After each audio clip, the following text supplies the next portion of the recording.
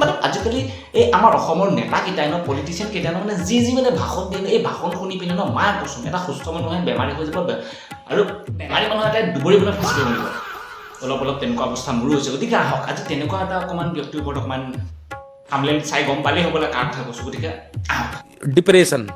পালেই মই কাৰ কথা ক'বলৈ গৈছোঁ গতিকে আহক একদম দেৰি নকৰি ভিডিঅ'টো ষ্টাৰ্ট কৰোঁ ভিডিঅ'টো ষ্টাৰ্ট কৰাৰ আগতে কৈ দিওঁ কেলা মই কোনো ধৰণৰ পাৰ্টিৰ পৰা চান্দিলৰ ধান্দা কৰা নাই দেই মতলব তহঁতে কেলা মানে ভাবে মন্ত্ৰী হয় পইচা খাই বৈ মাৰি মানুহৰ ঘোচ খাই চলি আছে তেনেকুৱা নহয় কথাবিলাক ঘোচ লৈ চলা আপোনালোকৰ চৰকাৰ নহয় আপোনালোকৰ চিধা ডকাইত দূৰ মানে আপোনালোকে ডকাইত কৰে ঘোচ লৈ আপোনালোকে ডকাইতি কৰে চোৰবিলাকে কি কৰে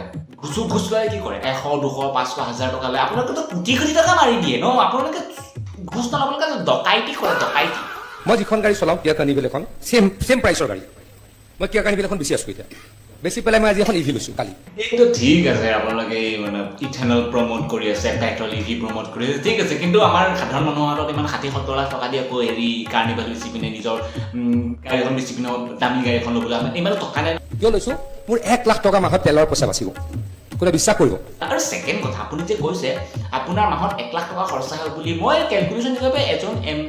মেম্বাৰ অফ পাৰ্লিমেণ্টৰ চেলাৰী 1 লাখ 1.5 লাখ খুব বেছি তেনেকুৱা যদি আপুনি 1 লাখ টকা তেলতে যদি খৰচা হয় তেনেহ'লে বাকী পইচা মই অসম যিমান ঘূৰোঁ মোক 1 লাখ টকা তেলত লাগে এইবিলাক তহঁতে যে ইভি গাড়ী আৰু E20 E80 এইবিলাক যে ইমান যে প্ৰমোট কৰিছোঁ ইচ্ছা আছে তাতে পেট্ৰলে সস্তা কৰি দিয়ে এই মানুহক যদি মাৰিব মনিছে কমচে কম এটা চাইডৰ পৰা দুটা চাইডৰ পৰা কেলে বুটলা কৰি মাৰি আছে মোক 1 লাখ টকা তেলত লাগে এনেও কেলা তেলৰ পইচা যদি 1 লাখৰ ঠাই 2 লাখ টকাও যায় সেইটোতো আপোনাৰ থৈ বাপেকৰ পইচা যিটো আমাৰ টেক্সৰ পইচা দিব আমাৰ টেক্সৰ পইচা চৰকাৰে আপোনাৰ পকেটত ভৰাই দিব কিন্তু আমাৰ পইচাই যাব আপোনাৰ পইচা থৈ নাযাব নি টেনশ্যন নকৰিব কেলা 1 লাখ টকাটো যদি 10 লাখ টকা খৰচা কৰক আমি কৰিম কি বহুত কাম কৰিবলগীয়া সাজু হৈছোঁ বহুত কাম কৰিব কেতিয়াবা গালিও খাইছোঁ তথাপিতো বহাই ৰাখিব নোৱাৰে মানুহগৰাকী ইমানে কাম কৰে কিন্তু এটা কামো ভালকৈ কৰিব নাই যিটো কাম কৰে সেইটো কাম দুদিন পাছত গোটেই কামটো মা বেয়া নেকৈ কৰিব মতলব কঠীয়া মই জীৱনত ছটিওৱা নাই সঁচা কথা মই গাঁৱতে জন্ম হৈছোঁ 100% মই গাঁৱত জন্ম হৈছোঁ কঠীয়া মই ছটিওৱা নাই এইটোতো ৰকেট চাইন্স নহয় একদিনত শিকি ল'ব পাৰি ঠিকে আছে আপুনি যে কঠীয়াৰ কথা যে কৈছে এইবোৰ ৰকেট চাইন্স নহয় বুলি কিন্তু আৰু এটা কথা মই আপোনাক সোঁৱৰাই দিব বিচাৰোঁ কঠীয়া সিঁচিবলৈ গ'লে ৰিবন কাটি কঠীয়া নিখিছে এই ডেনিমৰ এই দামী স্পৰ্টিং পিন্ধিটো কঠীয়া নিখিছে হয়তো খেতিয়কবিলাকে কি ধৰণে কঠীয়া সিঁচে এইটো আপুনি দেখিছে চাগে যদি গাঁৱতে আছিলে আই থিংক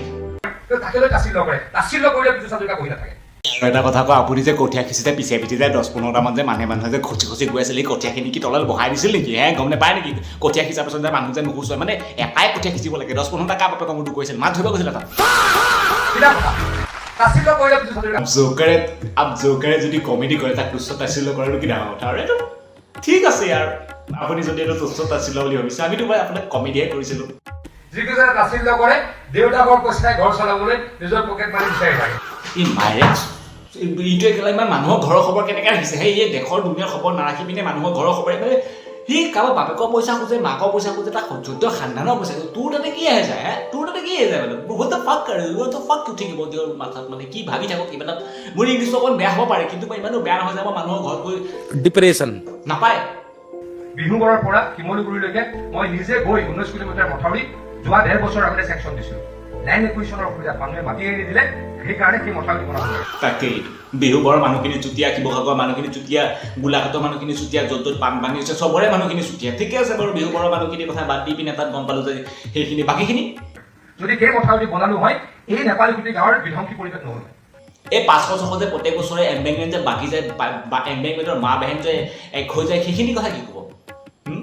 মতলব কুছ ভি হওক বেহেঞ্চত সেই মানুহখিনিৰে দুখ কুছ ভি হওক বেহেঞ্চত সেই মানুহখিনিৰে মৰি সেই মানুহখিনিৰ কাৰণে হৈছে নিজে কেতিয়াও নিজৰ দুখটো কেতিয়াও নাচায় মাৰণিহঁতে জলসম্পদ মন্ত্ৰী থাকি অসমৰ প্ৰায় 70% বানপানী নাইকিয়া কৰিছে বানপানী কবিলে মা কা ভাওচৰা কেলা প্ৰত্যেক বছৰে 100-150 মানুহ মৰি যায় প্ৰত্যেক বছৰে কেলা মানুহ মৰিব প্ৰত্যেক বছৰে লাখ মানুহ এফেক্ট হ'ব 70% বানপানী